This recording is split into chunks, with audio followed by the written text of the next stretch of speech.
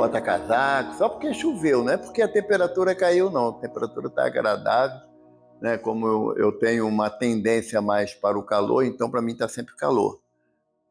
Mas agrada a gente a temperatura mais amena, porque deveria ser também a nossa proposta em relação ao Evangelho de Jesus. Porque o Evangelho de Jesus, ele nos traz amenidades de sentimentos. O Evangelho não nos propõe uma ação intempestiva, uma ação irracional, uma ação de ordenação. Não. A proposta de Jesus no seu Evangelho de amor e de luz é de proposta. Se quiseres vir após mim, negue a si mesmo, tome a tua cruz e siga-me. E interessante que nós, apesar de nos colocarmos na condição de estudante do Evangelho, às vezes queremos exigir algo de um companheiro da casa espírita, aquele irmão que já está junto conosco há algum período, e a gente nos achamos no direito de exigência. E certa vez um benfeitor da nossa casa nos falou uma frase muito dura, sabe, Rubens? Muito dura. Ele disse que toda exigência denota-se uma inferioridade moral. Isso para mim foi um choque muito grande, porque eu entendia que a exigência era um atributo da disciplina. E os benfeitores explicaram que não.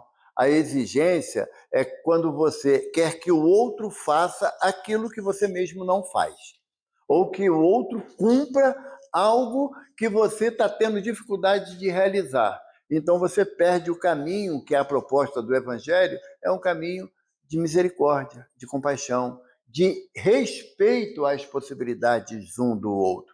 Então, nessa visão, nós sabemos que a casa espírita ela tem como um dos objetivos nos disciplinar na arte de estudar e aplicar o Evangelho em nossa vida. Aquele irmão que chega à frente da tribuna para colocar ensinamentos do Evangelho que a ele ainda é de muita dificuldade a realização, ele não vai passar sinceridade. Por isso que eu digo que o Evangelho, até plagiando o espírito de Alcione no livro Renúncia, que ela diz que o Evangelho é uma estrada ascensional. Ou seja, a cada passo que nós damos dentro do Evangelho de Jesus, as nossas percepções vão mudando, o nosso entendimento vai mudando. E quando nós fazemos assim, é por quê? Porque a nossa visão muda daquele entendimento. É por isso que Kardec nos propõe, no Evangelho, né, a questão do ponto de vista. O ponto de vista, o que é? É a análise íntima sobre determinado assunto. Só que a doutrina nos propõe um ponto de vista de maior amplitude, de maior entendimento.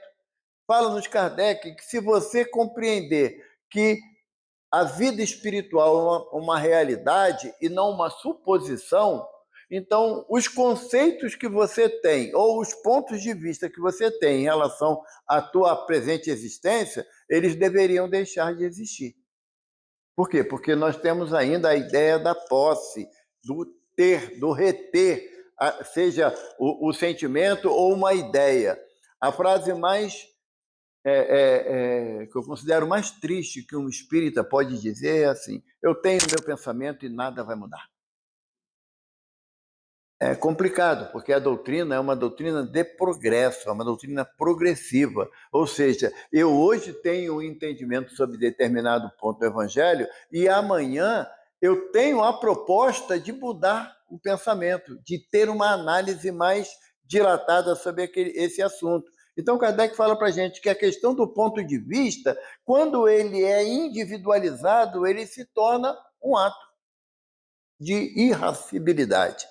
Ou seja, a casa espírita, a maioria das vezes, né, é notada, né, que os homens, né, ficam velhos mais rápido que as meninas, né? Porque só o cabelo da gente que embranquece, né? É um caso sério isso, né? Eu acho que é DNA, sabe, Luiz? Questão de DNA, né? Porque nosso cabelo fica branco rápido, das meninas demora.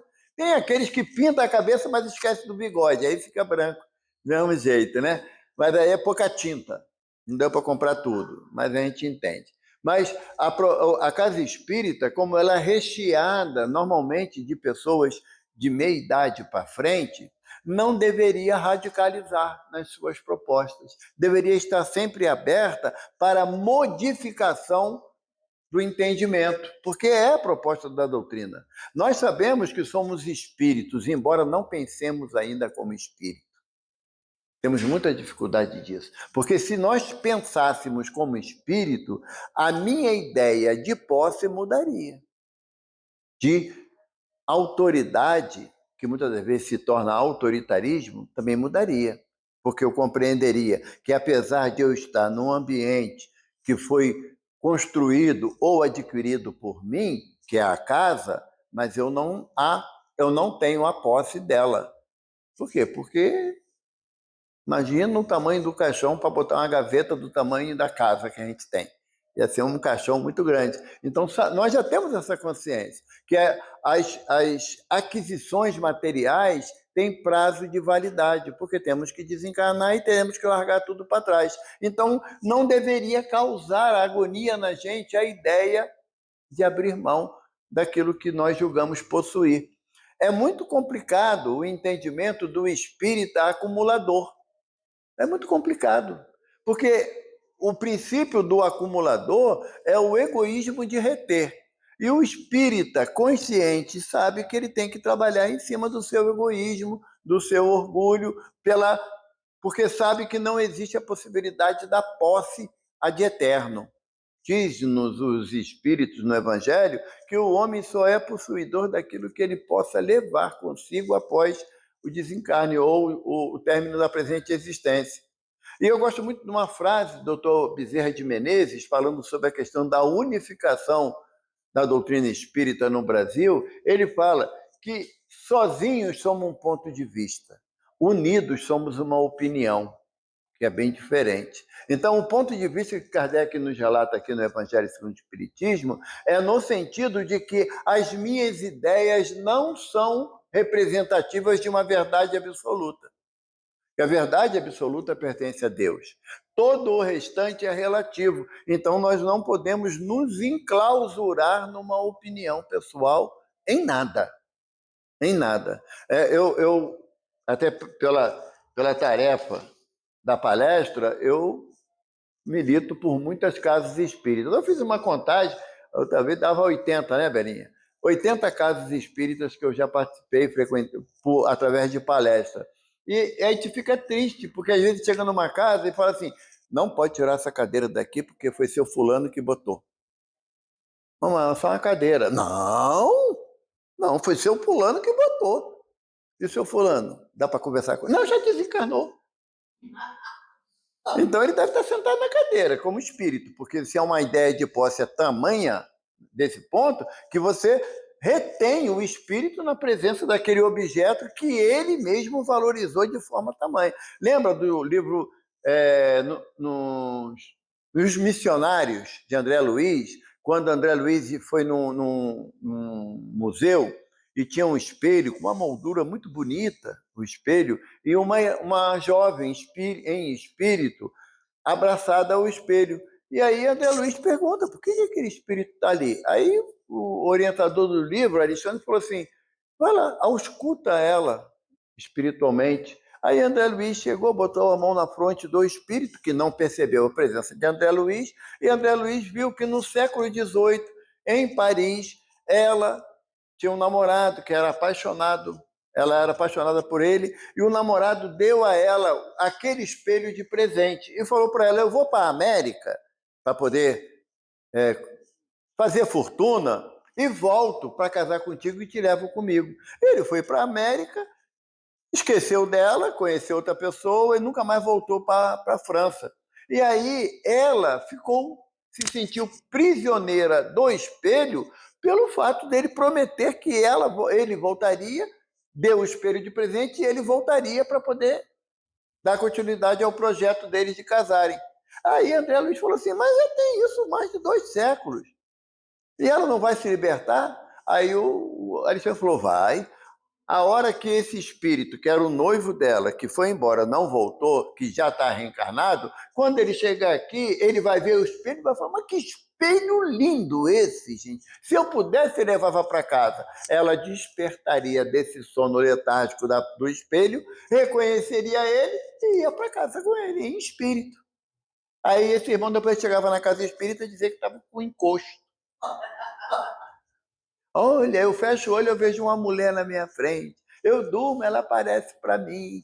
Por quê? Porque são os vínculos que nós fizemos em existências anteriores. Então, a doutrina nos propõe que os pontos de vista não podem ser engessados, senão nós não progredimos moralmente nem espiritualmente.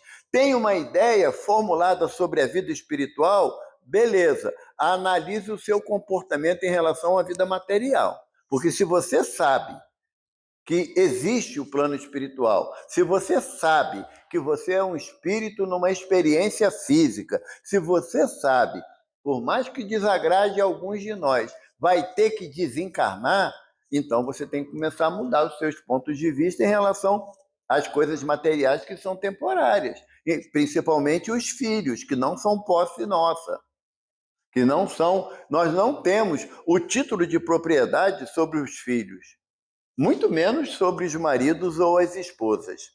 Então nós temos que mudar essa possibilidade de entendimento, que aí faremos jus à ideia que a doutrina nos apresenta no aspecto do ponto de vista. Por quê? Porque a maior certeza que nós temos como adeptos da doutrina espírita é qual? Sobre a existência da vida, a continuidade da vida. Eu não tenho um espírito, eu sou um espírito. Numa reunião, numa outra casa, lá no Cefac, fazendo uma palestra, e eu cheguei e eu falei assim, eu vou fazer uma pergunta e eu quero quem concordar comigo que levante a mão. Quem aqui acha que tem um espírito? Aí a maioria das pessoas levantou a mão. Eu fui comprar aonde? O espírito de vocês. Pediram nota fiscal, que pode vir com defeito, né? Com 7 dias pode trocar quando você tem a nota. Porque nós ainda não nos condicionamos mentalmente que nós não temos um espírito, somos um espírito.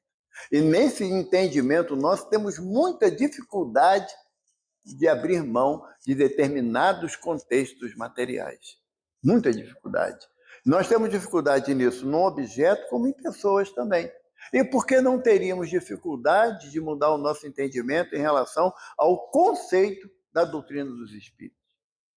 Por que teríamos dificuldade, uma vez que sabemos que somos espíritos imortais?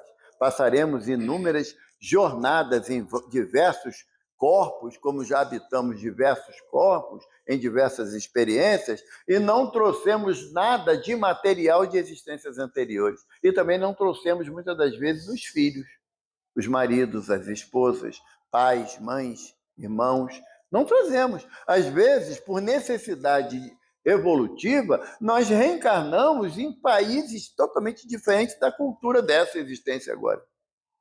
Na próxima existência, o Evaldo vai reencarnar na China.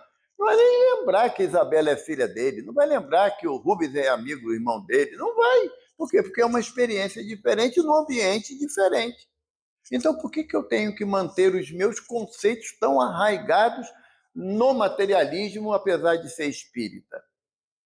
O Haroldo fala numa palestra que nós estamos criando uma nova categoria de espíritas, sabe, Rubens? É o espírita materialista. Minha casa, meu carro, minha roupa, sabe? E isso é muito preocupante. Porque se nós somos espíritas, nós temos uma convivência mais próxima com o plano espiritual, seja através de uma reunião mediúnica, seja através da experiência de uma prece, de um passe. Então, como é que eu vou ficar vinculado a um ponto de vista limitado da vida material e tomar aquilo como verdade absoluta para mim? Será que eu reencarnei nessa existência e me envolvi com o conceito da doutrina espírita para eu continuar com os pensamentos tão arraigados à materialidade? Será que eu ainda não consegui me desvincular da posse temporária que para mim é uma posse permanente? Será? Será que eu já consigo olhar para uma outra criança como se fosse meu filho e dar a atenção, o carinho que essa criança precisa, necessita, tanto quanto a minha necessita? Será que eu já sou capaz de tirar a roupa do meu corpo para dar para um irmão que não tem nenhuma? Será que eu já consigo deixar de comer 2 bifes para dar um bife para uma pessoa que não tem nada? Então, são muitos conceitos de ponto de vista que nós temos que analisar nessa presente jornada. Porque uma vez um benfeitor falou para nós, lá na Casa do Caminho Chico Xavier, que tem uma coisa que a gente não vai poder usar como atenuante das nossas faltas. Eu não sabia. Não poderemos usar. E lembrando que as faltas, ela tem a mesma extensão da nossa consciência. A mesma extensão. Se você pega os irmãos aqui, vizinhos nossos, e pergunta a ele se ele tem algum conceito acerca da vida espiritual, como é apresentado para nós, ele vai dizer que não, porque não existe da forma que nós estamos falando. Nós sabemos que existe, mas ele não entende assim. Os dois cometem a mesma falha do egoísmo. Quem tem mais responsabilidade? Não é algo que deveríamos nos preocupar? Não é? Eu gosto muito da frase do Raul Teixeira. Falei hoje para a Belinha. Ser espírita não é para quem quer, é para quem aguenta. Sabe? É para quem aguenta, porque eu não posso alegar que eu não sei a minha responsabilidade em relação à prática da caridade, mesmo que seja contrária ao meu desejo. Mas eu tenho que praticar a caridade, eu não tenho uma opção dentro do meu entendimento. Não é que a doutrina me impõe, não é que o evangelho exige de mim a prática da caridade, não. Não é. A proposta de Jesus é: faça ao teu semelhante o que você gostaria que fosse feito para você. Quando tem esse conceito do Evangelho de Jesus, que está lá no Evangelho de Lucas, quando tem esse conceito, Jesus está falando assim: você faz o que bem entender, meu filho. Não se preocupe, mas você irá receber como fizer por merecer. Então, se eu não pratico a caridade intencionalmente, e muitas das vezes a gente associa ainda, mesmo que o Evangelho me mostra que não é só isso, eu associo a caridade com uma esmola, sabe? Como o benfeitor fala, um agrado para calar a nossa consciência, que às vezes a esmola tem essa finalidade, né? Você está, eu não sei se vocês já passaram por isso, você está ali no sinal, ali na Taquara, aí vem um menino fazendo malabares. Aí você fala assim: vou fechar o vidro, vou dar dinheiro para ele não. Vai que ele compra o que não presta. Então você não está dando, você está emprestando, né? Porque quando você dá alguma coisa, você perdeu a posse daquilo que você deu. Então, o que o outro vai fazer com o que você deu é problema dele, não é mais seu. Tá? Eu, quando aprendi isso, eu fiquei na agonia, porque agora eu não posso mais alegar que eu não vou dar uma ajuda financeira, porque ele pode fazer besteira. Mas se ele fizer besteira, o problema é dele. Assim como eu sou aposentado, o governo paga a minha aposentadoria, se eu fizer besteira, a culpa é do governo ou é minha? Não é? Não é uma questão de lógica? Aí o garoto está lá fazendo malabares. Aí eu penso em fechar o vidro. Eu passei por uma experiência, Luiz, quase que vergonhosa, sabe? Eu tinha acabado de fazer uma palestra, estava indo para casa, tu vai lembrar. Parei no final. Aí o garoto veio no malabares, por isso eu estou dando exemplo, porque eu passei pela situação. Aí ele fez o malabares, eu disse que estava sem dinheiro, ele chegou no vidro, pediu para eu abaixar o vidro, eu sem graça abaixei, ele falou assim: tio, quero dinheiro não, só queria um abraço, que hoje é meu aniversário. Foi. Eu fiquei com uma vergonha danada, Carla. Eu saí do carro, abracei ele, e quando os outros dois viram que eu estava... eu também quero abraço. Só isso, cara. É só isso. Entende? E a gente vive numa sociedade onde os nossos pontos de vista sustentam a nossa falta de caridade. É muito mais fácil julgar o outro do que ajudar o outro. Embora o Evangelho nos propõe: não julgues para não ser julgado. Na mesma medida que julgares, tu serás julgado. Então, essa questão, do ponto de vista que Kardec traz, é que você não pode ter um pensamento arraigado, preso, sabe? Engessado, engessado. Por muito tempo, no início do conceito da doutrina dos espíritos aqui no Brasil, por muito tempo, o centro espírita era lugar onde se fazia reunião de portas fechadas, porque nós não podíamos ser vistos reunidos. Hoje nós temos direito de ter web TV, ter rádio espírita, botar a palestra no YouTube, o mundo todo pode assistir. Ah, mas é brincadeira, não vai assistir não, mas pode. Pode, nós não estamos mais restritos a uma sala de 4 paredes. Então, por que a gente não vai mudar o nosso entendimento de ponto de vista? Ou seria o orgulho exacerbado, onde eu tenho que admitir que determinados conceitos que para mim são regras estão ultrapassados. Se eu quiser admitir isso, então eu estou começando a me desfazer do meu orgulho. Porque a espiritualidade não espera que nós estejamos em melhores condições para ajudar. Ela não espera. Ela opta de oferecer as condições para que nós ajudemos aqueles que precisam. Porque se fosse colocada uma tabuleta lá no portão, só entra aqui quem for equilibrado, eu acho que a casa ia ter que fechar. Todo mundo ia se achar equilibrado. Não entrava. Tem barreira energética, não é equilibrado, não passa, Luiz. A gente estava perdido. A gente ia ficar perambulando lá fora na rua, sabe? Porque o nosso entendimento é que o erro está só no outro, sabe? O teimoso é só o outro. O vaidoso é só o outro. Não, são todas as vezes... O Homem Integral, de Joana de Ângeles, reflexo do ego. Todas as vezes que eu identifico o teu defeito, é que ele grita em mim. Porque eu só posso falar daquilo que eu sei. Ah, Isabela, você é muito egoísta. Por que eu sei que era egoísta? Porque há compatibilidade de entendimento e de ação. É muito difícil alguém falar assim, o Luiz é muito caridoso. Porque aí quem é caridoso identifica o outro, não é? Alguém falou isso para tu, Luiz? Para mim nunca falaram não. Também não. Então eu acho que não somos, né? Nós estamos devendo essa matéria ainda. Então, o que Kardec nos orienta é que o ponto de vista ele não pode ser ponto de partida para uma decisão. Ele tem que ser passagem de opiniões de uma decisão. Porque amanhã a tua visão vai mudar, o teu entendimento vai mudar. Se falasse para o Evaldo há 40, 50 anos atrás que ele seria espírita, que ele faria palestra, eu ia dar uma bruta de uma gargalhada, porque eu era tímido pra caramba. Eu falo isso, as pessoas não acreditam, mas não falo de brincadeira, é verdade.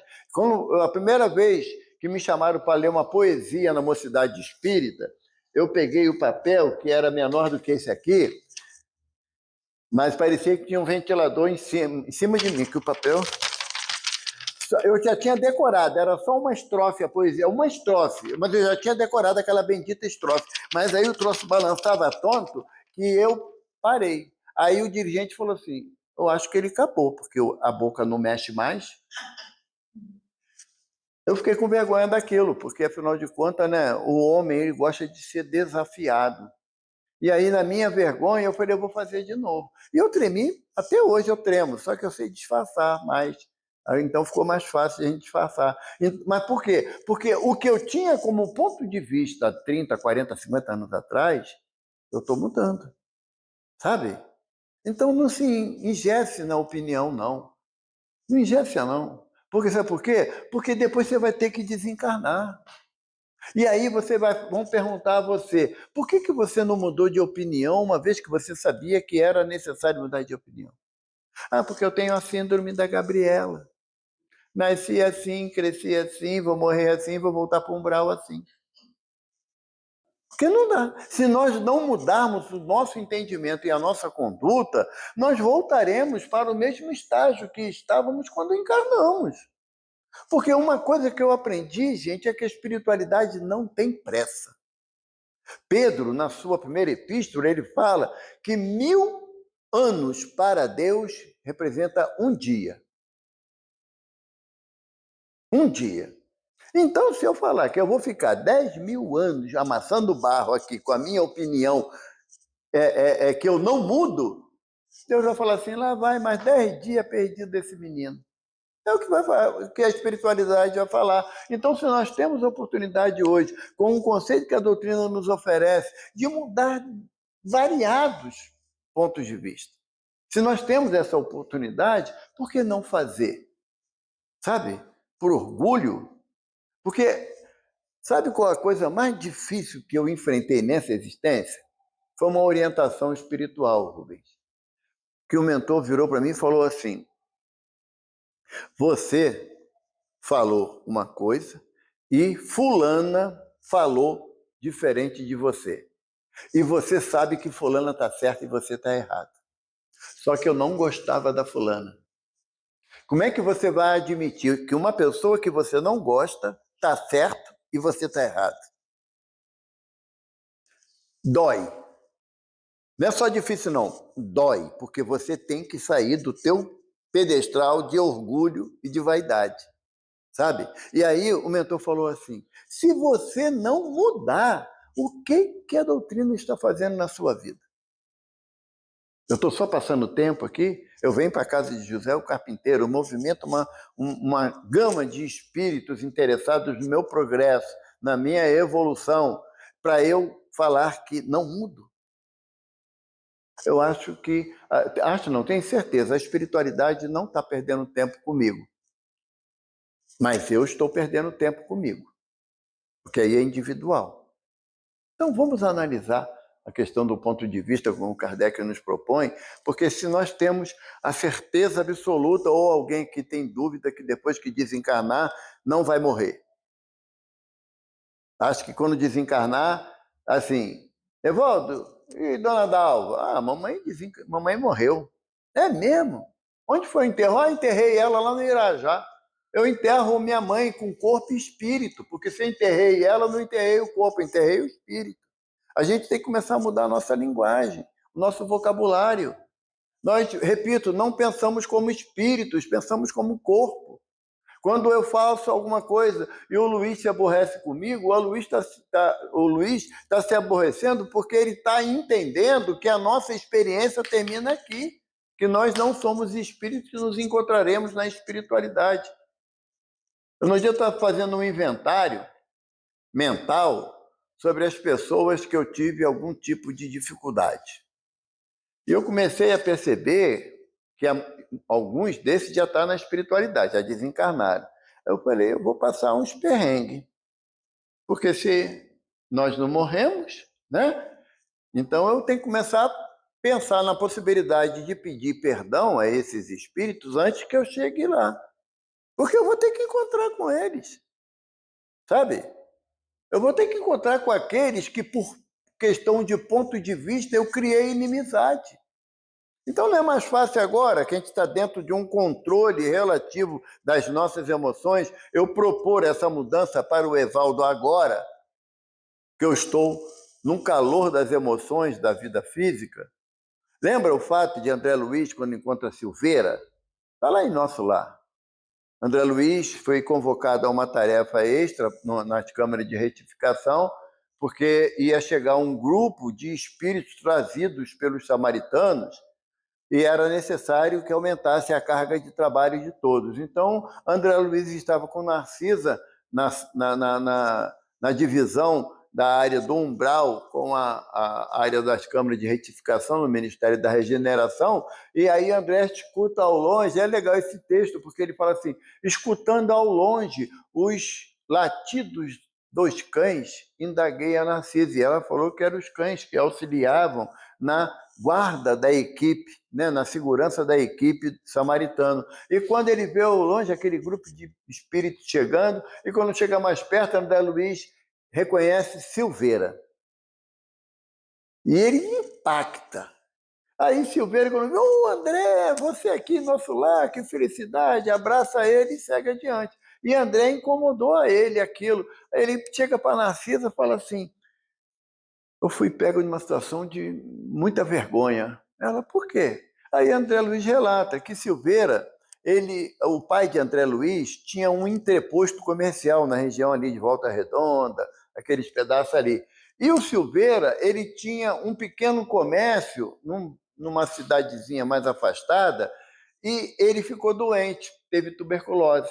Então, ele não pôde abrir o comércio dele e, logicamente, não pôde pagar as contas dele, inclusive aquilo que ele devia ao pai de André Luiz. A esposa de Silveira foi até a casa de André Luiz e pediu um tempo para o marido se recuperar da doença, para poder pagar a dívida, e o pai de André Luiz, apoiado por André, não aceitou isso. Ou eles pagavam, ou ele tomaria tudo que era da família. A mãe de André Luiz tentou argumentar para não fazer aquilo, e o André Luiz deu uma bronca na mãe: não se mete nos assuntos do meu pai está certo, se ele não tem dinheiro para pagar, tem que perder tudo. E o pai de André Luiz tomou a casa, tomou o comércio, tomou tudo de Silveira. Silveira, com a esposa e 3 filhos, foi morar na rua, literalmente na rua. Só que André perdeu o contato, a vida seguiu. André Luiz era adolescente na época, seguiu a vida. Quando André Luiz, já desencarnado em nosso lar, vê Silveira chegando. Aí o que ele lembrou?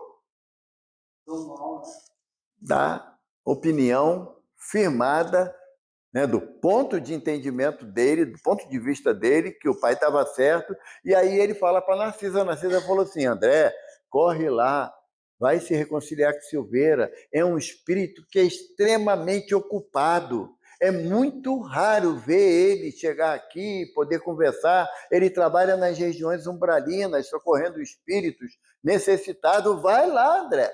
Aí o André, meio sem vergonha, né, chegou lá: olha, Silveira, eu queria lhe pedir desculpa porque pela atitude do meu pai, endossada por mim. Aí o Silveira falou assim: André, você e seu pai estão na conta de meus mentores, de meus benfeitores, porque quando o seu pai e você tomaram tudo que eu tinha, eu fui obrigado a ensinar meus filhos a trabalhar para ganhar o pão de cada dia, a estudar, porque mostrando para eles que sem o estudo eles não conseguiriam alcançar o que eles almejavam. E você sabe que meus 3 filhos se tornaram homens de bem, ajudando eu e a minha esposa a nos manter até o meu desencarne. Então você e seu pai são benfeitores para mim. Porque Silveira mudou o ponto de vista dele. Só porque ele mudou o ponto de vista dele. Ele não entendeu aquilo como uma perseguição, uma coisa exagerada. E hoje em dia, às vezes, um olhar maldado de um filho, de um neto, de um genro, de uma nora, de um irmão, de uma irmã, já é motivo para a gente poder riscar aquela pessoa do nosso convívio. E aonde está a doutrina nisso? Porque Jesus propõe para a gente: não ponha demanda com teu irmão por nada. Se ele te obriga a caminhar 1000 passos, caminha 2000 por conta dele. Então, a questão do ponto de vista é muito séria. Não só porque Kardec coloca isso no Evangelho. Não é isso. É porque nós temos a necessidade imperiosa de rever nossos conceitos, que estão engessados. É do meu jeito. Como que um espírita vai falar isso? É do meu jeito. Eu quero assim. Aonde tem o amparo dentro do Evangelho, dentro da doutrina espírita, que me avaliza a opinião de ser contundente? A proposta da doutrina é ser fraterno. E a fraternidade, ela impede o rigorismo, a imposição de ideias. Aqui no outro item, tem uma rainha de França. Nós costumamos pensar que a posição social, a riqueza, é um impedimento para nosso progresso. Eu, quando mais novo, não tinha Mega Sena na minha época, né, de juventude. Ou era Loteria Federal ou Jogo do Bicho. Como eu não tinha hábito de jogar, nunca tive hábito de jogar, aí eu ficava pensando: vai que eu compro o bilhete da loteria, que no fim do ano era um prêmio especial, né? Até hoje é assim, e eu ganho esse troço. Aí eu vou me perder de novo. Por quê? Porque a ideia de demonizar a riqueza, de achar que a riqueza é um impedimento para eu crescer. E é completamente errada essa visão. completamente errado. O que vai fazer com que impeça o meu progresso não é as condições financeiras de riqueza ou pobreza, é o meu entendimento de aplicação da lei de Deus e da prática da caridade. E isso aí eu posso fazer rico ou pobre, eu posso praticar a caridade. Mas no caso da rainha de França, ela começa assim: quem poderia melhor do que eu compreender a verdade dessas palavras de nosso Senhor? Meu reino não é deste mundo. Por quê? Porque no entendimento dela, ela como rainha, ela na espiritualidade, ou quando morresse, era o termo acordado, quando ela morresse, ela continuaria rainha. E qual foi a surpresa dela? Que aqueles servos que ela julgava ser imprestável, estava em patamar superior ao dela. Porque para a espiritualidade não vai valer a conta bancária ou os títulos. Uma vez eu estava no hospital acompanhando uma pessoa, o Rubens, e aí chegou um rapaz novo, né, e médico. Aí um senhor virou para ele e falou assim, chamou ele pelo nome, eu acho que era Marco, não lembro muito bem não. Aí ele falou assim, Marco não, doutor Marco. Aí o senhor falou assim, quando eu te registrei, moleque, eu não botei DR na frente, eu te registrei como Marco, para de palhaçada e respeita os outros quando vim falar com você. Eu achei sensacional, porque era o pai dele. E ele falou isso para o pai dele. Como dizendo, se eu vou fazer isso para o meu pai, todo mundo vai ter que me respeitar. Né? E o pai esculachou ele. Por quê? Porque a gente não nasce com nenhum título. A gente nasce com o nome que os pais nos deram. Então, aqui a rainha, ela achou que como ela era rainha, ia chegar na espiritualidade com o mesmo patamar de entendimento, e não é assim. Na espiritualidade, o que vai nos diferenciar é o nosso grau de entendimento acerca da prática da caridade, que, afinal de contas, não é fora da casa espírita que não há salvação. É fora da caridade. E aí, a casa espírita tem o propósito de me indicar o caminho da prática da caridade, mas essa pertence unicamente a mim. Não é porque eu estou dentro de uma casa espírita, aqui vai ter uma reunião, aqueles almoços, né? A casa sempre oferece, sabe? Ah, não, vou praticar a caridade. Mentira, não vai não. Você pode vir para cá trabalhar, lavar a panela para caramba, servir, fazer comida, não conta como caridade, não. Vai contar como caridade aquilo que você faz quando ninguém está vendo e quando você vence a sua dificuldade para fazer aquilo que é o certo. Porque nós estamos igual jogador de futebol. Antigamente, assim, quem gostava de futebol vai lembrar, tinha um bicho, né? Porque se o cara jogasse bem, ganhasse, ainda tinha uma compensação. O espírita acha que ainda é assim. Ele vem para a casa espírita para lavar banheiro, para varrer o chão, passar pano na cadeira e acha que ele tem que ser bonificado por isso. E não tem. Não é assim. Você está cumprindo uma responsabilidade. A prática da caridade é quando chegar alguém aqui todo sujo, descalço, pedir para usar o banheiro, vai lá, usa o banheiro, meleca o banheiro todo e você vai lá e lava e ainda oferece ao irmão a oportunidade de ele tomar um banho e ter uma troca de uma roupa. Aí começou a contar como coisa legal. Vir à casa espírita é compromisso. Caridade é aquilo que eu faço além desse compromisso. Então, a rainha de França, ela entendeu que o fato de ela ser rainha, ela estaria, quando morresse, num patamar de privilégio, como ela tinha na matéria. E ela diz aqui que ela entende agora que a realeza de Jesus foi o oposto do conceito dela de realeza. Que o conceito dela de realeza, a gente antigamente ouvia muito isso, era sangue azul. Tinha que ter sangue azul. Né? E tem um texto aqui do Evangelho que o benfeitor fala assim, ainda até hoje a química não mostrou diferença entre o sangue de um abastado e de um plebeu. Né? Ainda tem esse texto. Então, o que a rainha está falando para a gente? Olha só. Ó Jesus, dissestes que o teu reino não era deste mundo, porque é necessário sofrer para chegar ao céu, e os degraus do trono não levam até lá.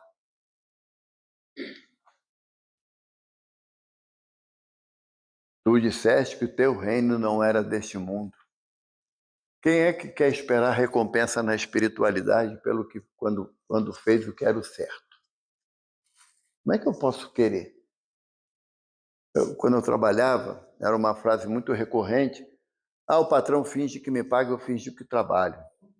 Aí eu falei assim, mas quando o patrão me contratou, eu sabia qual era o salário. E ele me contratou para trabalhar 8 horas por dia. Então a minha honestidade não deixa eu enganar o meu patrão. Não é porque não é porque eu era diferenciado, não, era uma questão de consciência. Por quê? Porque eu de noite eu ia para a casa espírita, sentava no banco e ficava lá de olhinhos fechados esperando o passe e achando que eu tinha direito de ser beneficiado no passe. Quando eu custei a entender que o benefício do passe, ele é o resultado das minhas ações do dia todo, e não daquele único momento. Sabe? Não é que nós vamos fazer o que bem entendermos durante o dia todo e chegar à noite na casa de Zé o Carpinteiro, sentar, fechar o olhinho e vou receber o passe. Ou então vou oferecer o passe. Se o meu íntimo está numa convulsão danada, a espiritualidade, graças a Deus, ela não depende do Evaldo para dar passe em ninguém, sabe? Porque o passe, ele é fruto do seu equilíbrio. Como eu não tenho, então eu me presto a estar à frente do irmão, estender a mão, rogando a Jesus que complete a minha deficiência. Aí, uma coisa que é muito interessante, que às vezes termina o passe, aí eu acabei de dar o passe no Rubens, aí termina o passe, tá melhor, Rubens? Como assim? Como assim? O benefício não foi prestado por mim. Não foi do meu íntimo que saiu os fluidos necessários para aliviar a necessidade do Rubens, mas sim aquilo que eu me coloco, como fala o nosso irmão Miguel Labolida, né, como um canudinho para receber as benesses e levar. No meu caso, o canudo tem um nó no meio, dificulta para caramba chegar às benesses espirituais através de mim, mas alguma coisa chega.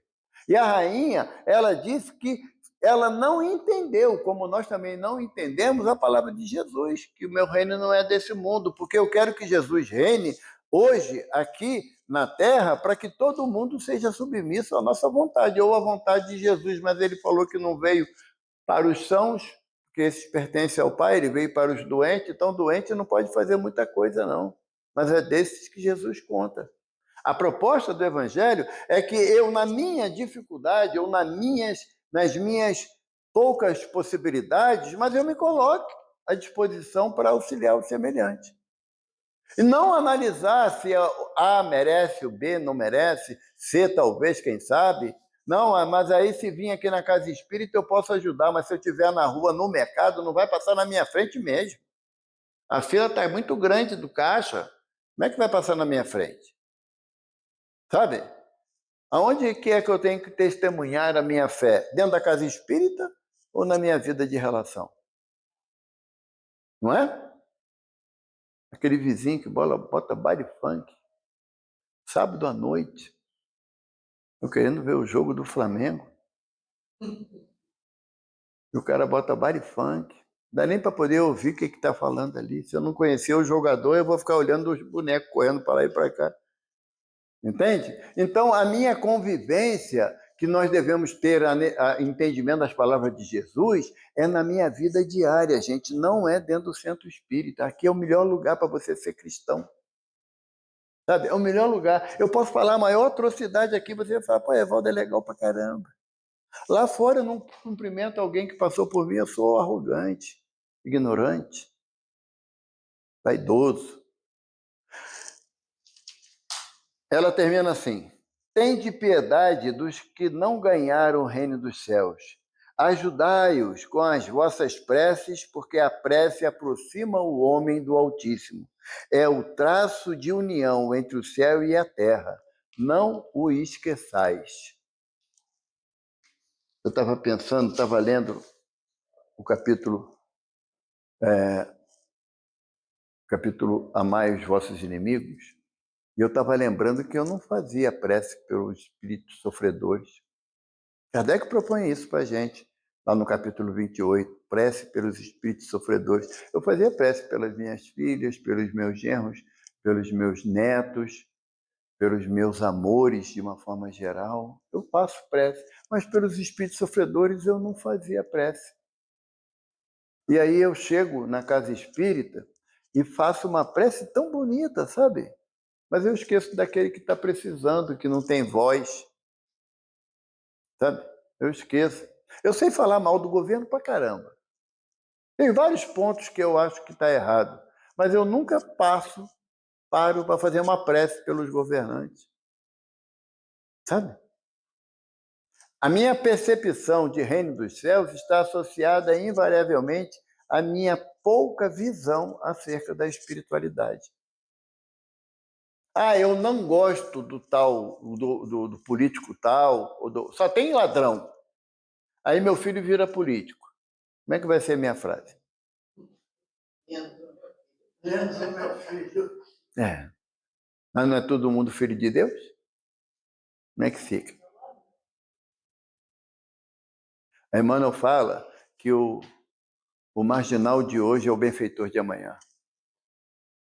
Ou seja, a proposta de mudança, de progresso é dada a todos. Não tem particularismo, sabe? Eu lembro sempre uma frase que o Dr. Bezerra diz, através da mediunidade abençoada de Divaldo.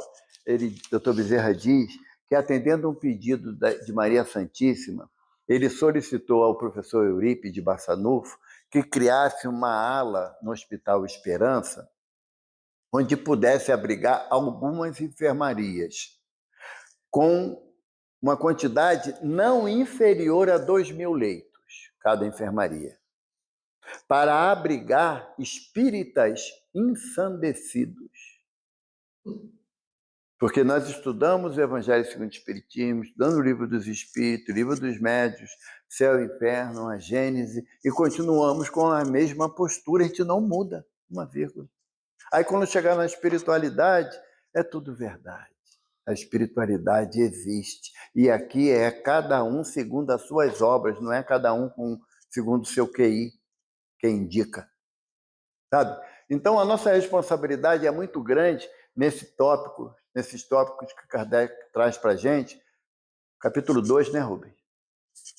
Do Evangelho segundo o Espiritismo, que em relação ao ponto de vista que nós radicalizamos muito, achamos que nós reencarnamos, somos espíritos imortais, viemos de longas trajetórias e teremos tantas outras pela frente, mas a minha opinião eu não mudo. Então eu entendo que uma vez uma jovem me perguntou lá na casa, seu Evaldo, ainda me chamava de senhor, né? Depois virou bagunça. Mas, seu Evaldo, quantos anos o senhor está no Espiritismo? Aí, na época, eu fazendo uma conta rápida, né? 42 anos.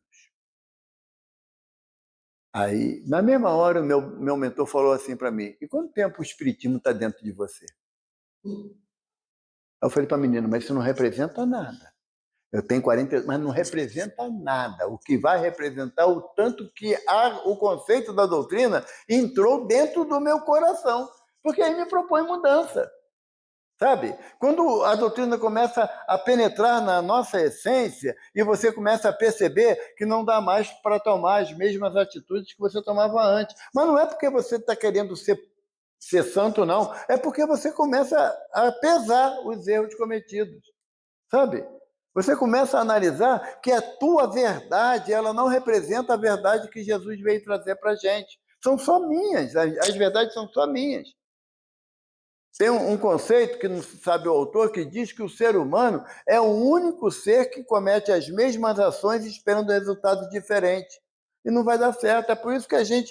Um dia um benfeitor falou para mim, o único meio que tem de você sair do vício da reencarnação. Por quê? Porque a gente reencarna, não faz nada de produtivo, não muda conceito, desencarna, tem que reencarnar de novo. Aí fica na mesma ladainha, desencarna, tem que reencarnar de novo. Então, para você sair do vício da reencarnação, muda. Entende? Não, olha só, tem certas coisas que eu não abro mão. Besteira. cantor Fábio Júnior, conhecemos, né?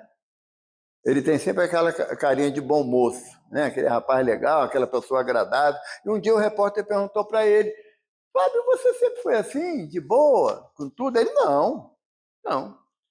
O Avancini me convidou para ir lá em Uberaba conhecer o Chico. E eu tinha a maior curiosidade, né, de ver ele mesmo. Eu fui com o Chico, lá com o Avancini, conhecer o Chico. Quando cheguei lá, eu entrei na sala, o Chico falou assim: Ô Fábio Júnior, vem cá, meu filho. Aí o Fábio falou que eu sou conhecido mesmo, sou ator, né? Sou cantor, todo mundo me conhece mesmo. Aí o Chico falou assim para ele, ele veio andando na direção do Chico, o Chico falou assim: meu filho, não leva desaforo para casa. Porque não tinha um conceito de que a gente não deve levar desaforo para casa, né? Minhas coisas da rua eu resolvo tudo na rua. Aí o Chico falou: leva desaforo para casa. Aí o Fábio falou: mudou minha vida aquela orientação. Porque agora você pode falar para mim o que bem entender, que aquilo não me atinge mais. Olha que bacana, sabe? Olha que bacana. Então, hoje eu estive lá no José o Carpinteiro, o Rubem nem me deu boa noite. Porque sei o que eu estou fazendo lá, sabe? A gente são detalhes de coisas que a gente carrega. Uma outra coisa, eu vou confidenciar para vocês, porque eu não quero passar vergonha sozinho. Eu divido. Uma vez uma pessoa falou uma coisa para mim e me chateou, sabe, Rubem? Dentro da casa, né? Me chateou. Aí o meu mentor falou assim para mim: como é que pode alguém que é melindroso ficar chateado com o melindre do outro? Né? Não tem lógica isso. Eu sou melindroso. Aí eu falo uma coisa, você se aborrece? Eu acho um absurdo você se aborrecer com o que eu falei. Ah, para que tanto melindre? Mas eu também sou melindroso. Então, quem é a proposta de quem tem que mudar? Você ou eu? Eu que tenho que mudar. Essa é a proposta de Kardec em relação ao ponto de vista, para a gente não ficar amassando barra aqui, existência atrás de existência. Porque eu tenho minha opinião, não mudo, não é essa a proposta da doutrina. A proposta da doutrina é como diz o Chico numa frase que eu gosto particularmente muito, quando o Chico diz: ao outro eu dou direito de ser como bem entende, quanto a mim eu me dou a obrigação de ser melhor a cada dia. E para eu ser melhor a cada dia, eu não posso ter uma visão radical. Não posso ter. Eu tenho que estar propenso ao que hoje eu entendo que eu fiz o certo, amanhã eu entender que estava errado. E pedir desculpa, sabe? Ter a humildade. Todo mundo fala de perdoar. Temos que perdoar, o perdão nos liberta, e é verdade. E quando é que eu vou pedir perdão? Porque o ato de perdoar aumenta a minha vaidade. O hábito de pedir perdão diminui meu orgulho, porque eu erro. Então, por que eu só tenho que dar perdão e não tenho necessidade de pedir perdão? Ponto de vista que nós devemos analisar com muito critério é quando Jesus fala lá no Monte das Oliveiras: Pai, perdoa, Pai, afasta de mim esse cálice. Mas aí ele fala mais adiante: mas para isso eu vim, nos tirando o direito de reclamar, que todos nós reencarnamos com um objetivo claro, que é o nosso progresso moral.